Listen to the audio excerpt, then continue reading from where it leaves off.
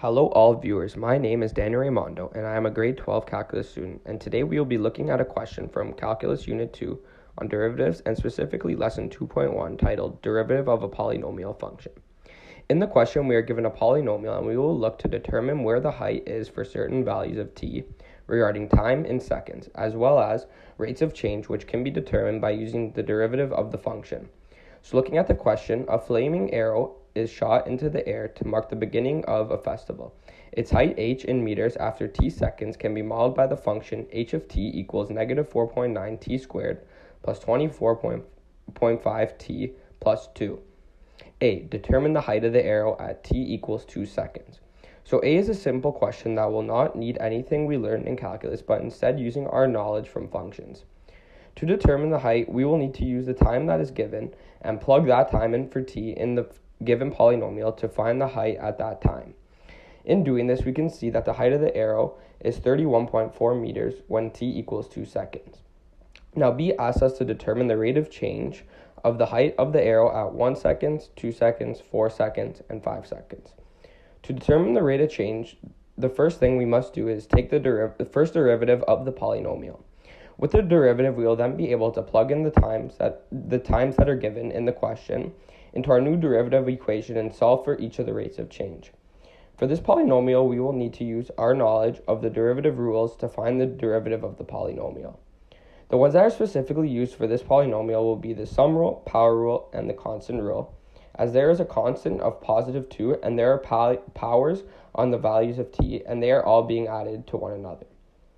When looking at the polynomial, we can separate it into 3 parts and find the derivative of each individually first. First, negative 4.9 t squared.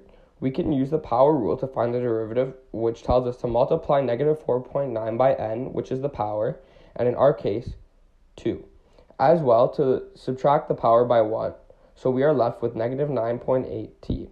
Now, for the second part, which is 24.5 t, we can also use the power rule. We can think of t being to the power of 1. So by multiplying 24.5 by 1 and subtracting the power of 1 by 1, it gives us 0. And the t is no longer there. We are left with just a positive 24.5. Now the third part is the constant positive 2. As we know through the constant rule, the derivative of a constant is 0. Therefore, the derivative of the entire polynomial is negative 9.8t plus 24.5.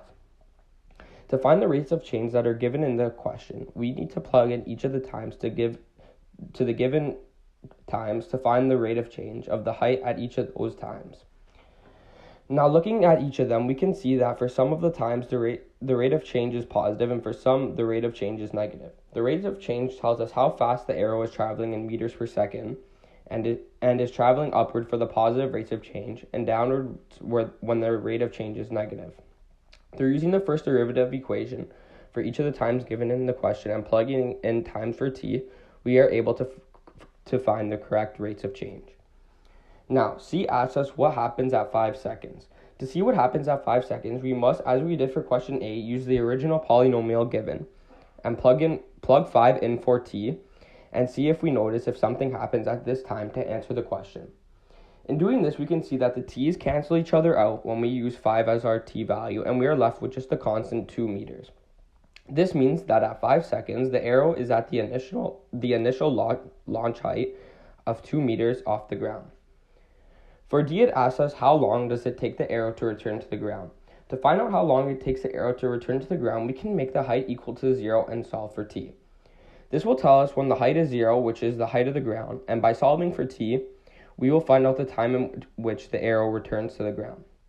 In this question, we are given decimals, so it will be difficult to factor this out, and it will be much simpler if we just use the quadratic formula. By using the quadratic formula, we will get 2 answers, one positive and one negative. And we know in this question, the answer must be positive as we cannot go back in time and are looking for when the arrow returns to the ground. Through doing this, we find that the arrow will return to the ground when t equals 5.08 seconds. Now, E asks us how fast is the arrow traveling when it hits the ground. As we did for part B of the question, we must use the first derivative, which we have already found, and plug in the time when it hits the ground, which we just found in part D, to solve for how fast the arrow is traveling when it hits the ground. By using the first derivative and plugging in 5.08 for t, we can find that the arrow is traveling at negative 25.28 meters per second when it hits the ground. As you know, the arrow was shot into the air, and when it returns, it is descending to the ground, so it makes sense that the answer is a negative number. Now we can look at the graph of the function to confirm our answers for part A and C. For part A, we were asked what the height was when t equals 2 seconds, and we found that the height was 31.4 meters. Through looking at our graph, we can confirm that this answer is correct on the graph, as we can see that it is at 2 seconds, the height is indeed 31.4 meters. Through the graph, we can also confirm our answers for part C. We were asked what occurs at 5 seconds, and we were able to see that the height is 2 meters, which is the same as the initial height of where the arrow was launched. And our graph can confirm this. Now, looking at a career which we can use derivatives. Derivatives can be relevant in the real world when looking at the job of a quantitative analyst. Quantitative analysts are a small group of professionals in the financial industry who are experts in quantitative finance. They combine their knowledge of finance, maths, and computer programming and use this knowledge to develop complex financial models that are used by their employers to price and trade in financial instruments such as derivatives. Most models that they use come across underlying complex derivatives are the job of a quantitative analyst. On the sell side, such as investment banking, quantitative analysts are primarily involved with derivative pricing and risk management. In finance, they have a strong understanding of finance theory, financial markets, derivatives, risks, and risk mitigation tools. They require a strong hold on probability statistics, linear algebra, differential, and integral calculus. For our question, we use a function that has to use the derivative to solve for different things. A quantitative analyst must use financial models and use the derivatives on a daily basis when looking at the future and trends. There are many other jobs that also will use derivatives on a daily basis. Thank you for listening.